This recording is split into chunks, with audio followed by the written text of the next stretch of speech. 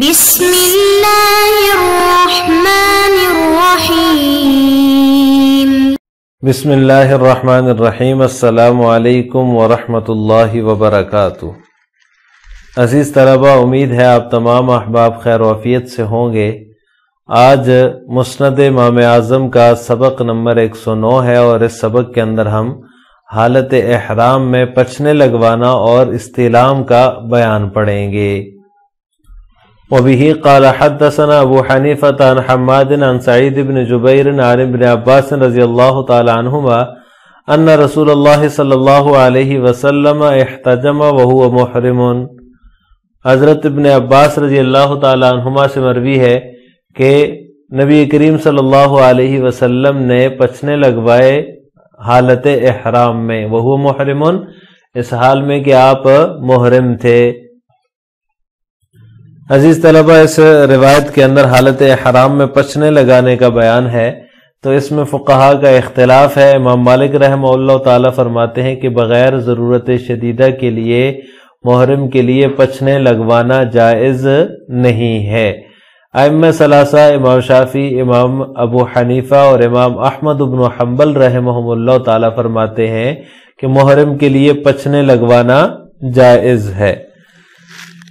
ائمہ ثلاثہ کی جو دلیل ہے وہ سنن ترمذی میں حضرت ابن عباس رضی اللہ تعالیٰ عنہما کی روایت ہے کہ آپ صلی اللہ علیہ وسلم نے حالت احرام میں پچھنا لگوایا۔ اسی طرح یہ حدیث باب جو ہے، جو ابھی گزری ہے، یہ بھی، اور اس طرح سنن ترمذی کے اندر بھی یہی روایت ہے کہ آپ صلی اللہ علیہ وسلم نے جو ہے حالت احرام میں پچھنا لگوایا، تو لہٰذا محرم کے لیے پچھنے لگوانا جائز ہے۔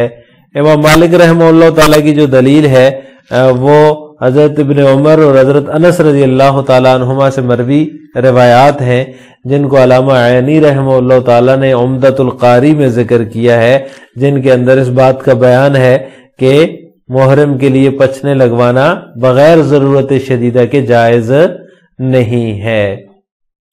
بیان استلام الحجر والدعاء بینہ وبینہ۔ وبہ قال حدثنا ابو حنیفة عن نافع عن ابن عمر رضی اللہ تعالی عنہما قال ما ترکت استلام الحجر منذ رأیت رسول اللہ صلی اللہ علیہ وسلم یستلمہ۔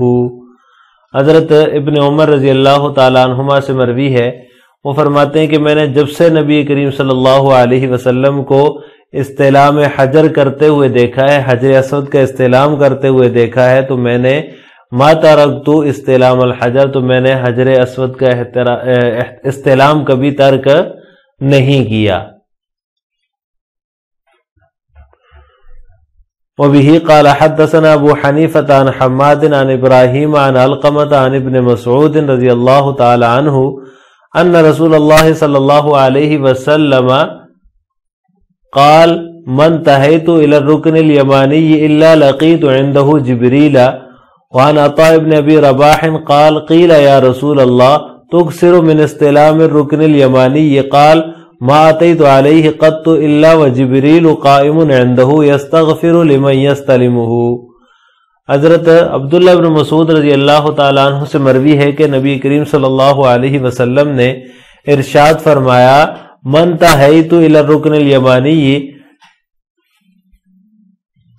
الا لقيت عنده جبريل، جب بھی رکن یمانی پر میں پہنچا تو وہاں میری ملاقات حضرت جبریل سے ہوئی۔ وعن عطاء بن ابی رباح، اور عطاء بن ابی رباح رحمہ اللہ تعالی سے مروی ہے کہ قیل یا رسول اللہ، آپ صلی اللہ علیہ وسلم سے کسی نے پوچھا تکثر من استلام الرکن الیمانی، کہ آپ جو ہے وہ رکن یمانی کا استعلام بہت کثرت سے کرتے ہیں، تو آپ صلی اللہ علیہ وسلم نے فرمایا میں جب بھی وہاں پہنچا ہوں تو جبریل سے ملاقات ہوئی ہے، جو اس کا استعلام کرنے والوں کے لیے بخشش کی دعا مانگ رہے ہوتے ہیں۔ وجبریل قائم عنده یستغفر لمن یستلمہ، بخشش کی دعا مانگ رہے ہوتے ہیں جو اس کا استعلام کرتے ہیں۔ اس سے اگلی روایت ہے وبہ قال حدثنا ابو حنیفة عن عبد اللہ عن ابن عمر رضی اللہ تعالی عنہما ان النبی صلی اللہ علیہ وسلم کان یقول بین الرکن الیمانی والحجر الاسود اللہم انی اعوذ بک من الکفر والفقر والذل وموقف الخزي فی الدنیا والآخرہ۔ حضرت ابن عمر رضی اللہ تعالیٰ عنہما سے مروی ہے کہ نبی کریم صلی اللہ علیہ وسلم رکن یمانی اور حجر اسود کے درمیان یہ دعا پڑھتے تھے، اللہم انی اعوذ بک من الکفر والفقر والذل وموقف الخزي فی الدنیا والآخرہ، اے اللہ میں کفر، فقر و فاقہ، ذلت اور رسوائی کے مقامات سے، دنیا و آخرت کے رسوائی کے مقامات سے آپ کی پناہ میں آتا ہوں۔ بیان السعی علی الراحلۃ للمریض۔ وبه قال حدثنا ابو حنیفۃ عن حماد عن سعید بن جبیر عن ابن عباس رضی اللہ تعالی عنہما قال طاف النبی صلی اللہ علیہ وسلم بالبیت وهو شاک علی راحلته یستلم الارکان بمحجنه۔ وفي رواية قال طاف النبي صلى الله عليه وسلم بين الصفا والمروة وهو شاك على راحلته۔ حضرت ابن عباس رضی اللہ تعالی عنہما سے مروی ہے، وہ فرماتے ہیں کہ نبی کریم صلی اللہ علیہ وسلم نے کسی مرض کی شکایت میں بیت اللہ کا طواف اپنی سواری پر کیا۔ یستلم الارکان بمحجنہ، ارکان کا استلام آپ نے اپنی لکڑی سے، اپنی چھڑی سے کیا یا اپنی چھڑی سے کرتے رہے۔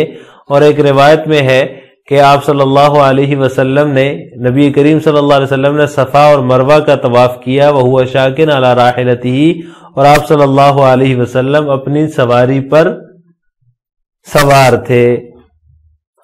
بیان الرمل۔ وبه قال حدثنا ابو حنیفۃ عن عطاء عن ابن عباس رضی اللہ تعالی عنہما ان رسول اللہ صلی اللہ علیہ وسلم رمل من الحجر الى الحجر۔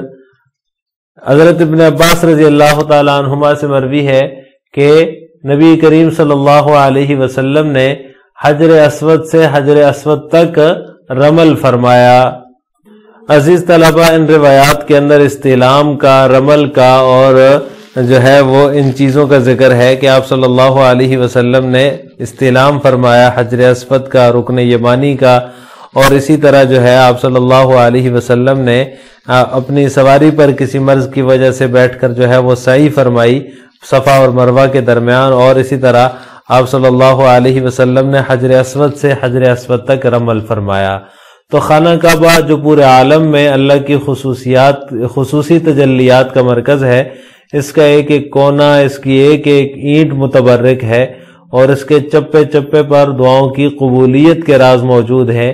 تو انہی میں سے خانہ کعبہ کے جو دو کونے ہیں، ایک حجر اسود اور دوسرا رکن یمانی کے نام سے مشہور ہے، یہ دونوں کونے جو ہیں یہ بھی ان متبرکات میں شامل ہیں، ان متبرک جگہوں میں شامل ہیں، اور ان کا استلام کیا جاتا ہے۔ حجر اسود کو جو لوگ بوسہ نہیں دے سکتے، دور ہوتے ہیں، حاجیوں کا رش ہوتا ہے، تو وہ دور سے اپنے ہاتھ یوں حجر اسود کی طرف کر کے اپنے ہاتھوں کو بوسہ دیتے ہیں، اس کو استلام کہا جاتا ہے۔ اسی طرح روایت کے اندر رمل کا ذکر گزرا ہے۔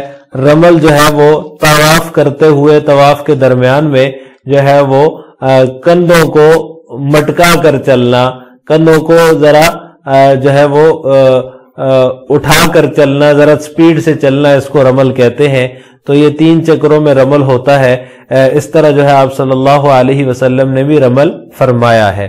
دراصل مشرکین مکہ یہ سمجھتے تھے کہ مسلمانوں کو مدینہ کے بخار نے کمزور کر دیا ہے، تو ان کو اپنی طاقت دکھانے کے لیے آپ صلی اللہ علیہ وسلم نے یوں کیا کہ ہم وہاں جا کر بھی کمزور نہیں ہوئے، ہم آپ کے ساتھ مقابلہ اب بھی کر سکتے ہیں۔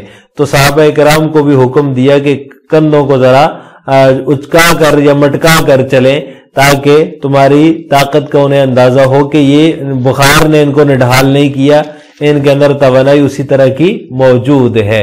تو اس وجہ سے رمل بھی ہوتا تھا۔ اسی طرح آپ صلی اللہ علیہ وسلم نے اپنی سواری پر کسی مرض کی شکایت کی وجہ سے، وہو شاکن علی راحلتہ، کسی بیماری کی شکایت کی وجہ سے جو ہے وہ صفا و مروہ کے درمیان سعی بھی اپنی سواری پر کی ہے۔